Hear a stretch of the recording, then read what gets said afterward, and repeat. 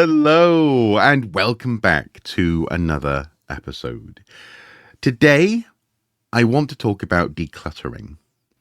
I'm ready to let go of certain objects in my office which have a nostalgic value and are quite typically collected by people who have been to uni, young men in particular. And I'm talking about beer and alcohol bottles and tins, special editions, bottles from certain places. I have kept over the years because I figured they were little bits of home, little memories, little touchstones to things that have happened. But I don't need them anymore.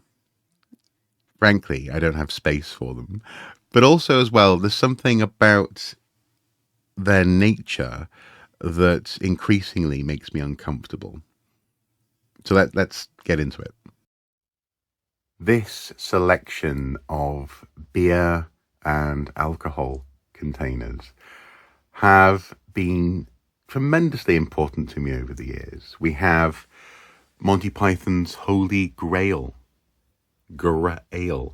which was part of the celebrations for my friend Becky's, I believe, 40th birthday.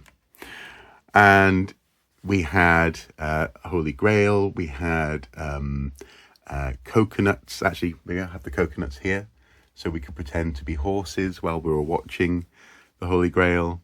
Lots of fun was had. And this has lived on my bookshelves here, which are jam-packed for many years. And I just don't think I have the physical space for it anymore.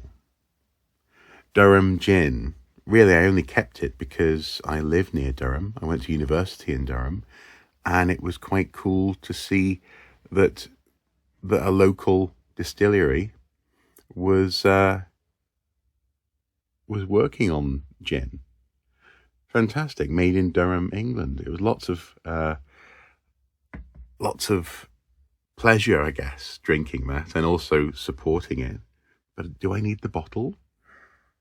Wrexham lager. I got this the time before last. I was back home in Prestatyn, and I just loved it. Cwrw Cymru, Welsh beer. Wrexham lager export. I'm not really a fan of lager, but it was from Wrexham. Cwrw. It had the Welsh language on it. And of course, Wrexham has become more and more well known in recent years because of the support that the Welcome to Wrexham TV series has brought about, and Ryan Reynolds' ownership of the football club. But that's not why I got this. I got this because it was a European Beer Challenge Gold winner 2020, and it just reminded me of home. Next to that, we have something a bit closer to home here in the northeast of England, where I now live, and this is a little bottle of Lindisfarne mead. They have their own distillery up on Holy Island, I believe. They certainly have a major outlet there. I just thought it was quite pleasant to have that. Again, pleasant, but not necessary anymore. This is Great Orme Brewery. Great Orme is a landmark that juts out into the off the North Wales coast into the Liverpool Bay, I think it's called, and it's a landmark I'm very familiar with. From Wales, O Gymru, traditional, best bitter, made not too far from where I'm from. Traditional Welsh recipe as well. And so I can see why I wanted to keep this. It's a nice design. Again, it's got the Welsh language on it, but do I need it anymore? I don't think I do. And finally, this guy here is it's interesting. It represents a moment in time. This is a moment when lockdown was happening and there was a bit of a scandal here in Britain when a senior advisor to the Prime Minister pretended or claimed that they had driven and travelled essentially illegally or borderline illegally in order to test their eyesight. It was a weird claim, and Brewdog made a a limited edition hazy ale to commemorate that. I quite like the fact that the eye is called, obviously, Barnard Castle Eye Test, and the letters get blurry towards the bottom. The issue here, though, is that actually Brewdog, it was an IPA. Brewdog isn't really all that good a company. I mean, here they're talking about how this sale of this is going to support hand sanitizer being given to hospitals that need it, and so on and so forth. But they don't treat their workers very well, despite their punk image. And so when I see this, I see lots of complicated issues. That said, though, I may keep this one for historical purposes, because the fact that it talks about things like hand sanitizer, and it is a bit of a moment, I'll have a think about this one. But I think, having recorded these now, having registered them on this YouTube channel, I can use that as my reference. That, this is my library now for these things, and I can probably let them go. So there you have it. Beer bottles, beer cans, that little gin bottle. They've all served their nostalgic purpose for me, I think. And there are legitimate collectors out there who love to collect this stuff. And obviously, I love collecting. Collecting is partly what this room is full of. But I just don't need these anymore. And as I say, for me, that there's a certain sort of corporate consuming factor going on. There's an obvious consumerism that just doesn't excite me, I suppose. Actually, there's a couple of bonus items I should throw in as well. So let's take a look at those. So yes, up here above my desk are a couple of items which I collected for similar purposes. So here we have a box. This is the limited edition 50 Golden Years of Cadbury's Cream Egg box. And the Goobly beer tins. This was produced again on the anniversary of Cadbury's Cream Egg, and in conjunction with a brewery that they chose, they made a cream stout, very fitting for the cream egg, Goose Island. Celebrate 5 delicious decades of cream egg. I mean, it's funky, but I don't know. I mean, it did require pre-ordering. I actually had to go online and register for this and all that sort of malarkey. But ultimately, I don't really care that much about cream eggs. I think I was very excited at the prospect and the idea of what on earth would this taste like, and it didn't really taste all that much like a cream egg, basically. And I think the people who really are into cream eggs will have this in their collection already. They won't need someone else to curate and keep it for them. So I think the box and the tins, they can go. There's also these so-called collector's items, which are huge. If you look at the size of the tin compared to my hand, huge beer tins, 5% volume.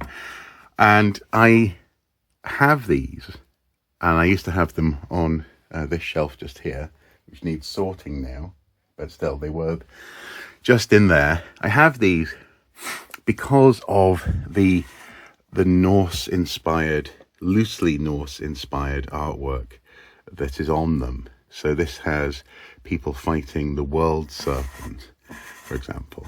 I think this is meant to be Thor with his hammer bashing at this creature. And it's cool. And actually the representation of Thor is magnificent. That is basically what Thor was like. Relatively small hammer, red hair, a bit of a buffoon who gets into all sorts of scrapes and adventures. And I appreciated that being on this beer from Denmark. The next tin had Odin there. Presumably this is meant to be Ragnarok. Warriors coming out of Valhalla for the final battle. And again, it's cool artwork. The problem is, I think this artwork would be better appreciated in its original form, presumably as a painting, not something that's been chopped up by the logo. Again, this idea of consumerism. Someone here drinking a vast quantity of mead out of a massive horn as a storm is stirred up behind them. A couple of ravens, a sword, and warriors watching on. Again, it's cool stuff, but, well, okay, that's just entirely fantastical and ridiculous. That's more like Conan than actual Norse artwork.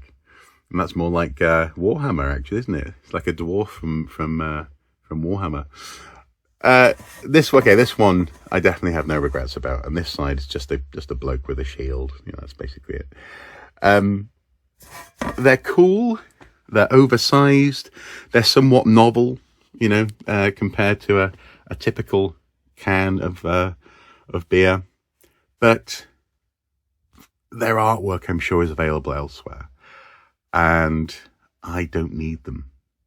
Yeah, similarly, I think, just because it says collector's edition, and just because it has a specific icon or location named on it, doesn't mean that it's always worth keeping.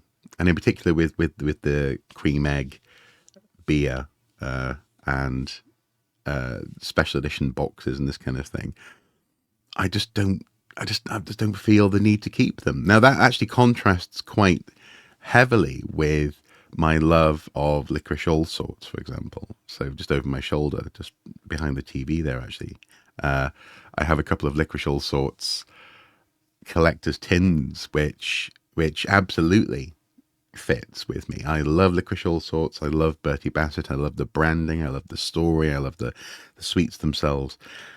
So I'm keeping those, and I think that makes sense. I'm also keeping, there's a, well, actually, let's take a look. This guy represents an exception to the rule, I think. It is very much a collector's item, supposedly created by business. So there's that consumerism problem.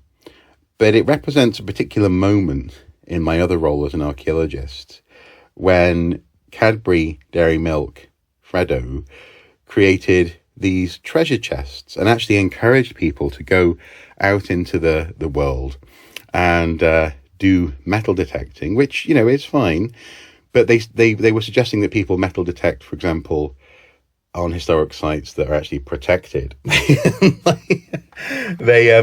They didn't do any due diligence, and eventually the campaign was shut down because of complaints. But I was part of that reporting, part of that highlighting of the issue, which led to that. And so this is a little trophy for me.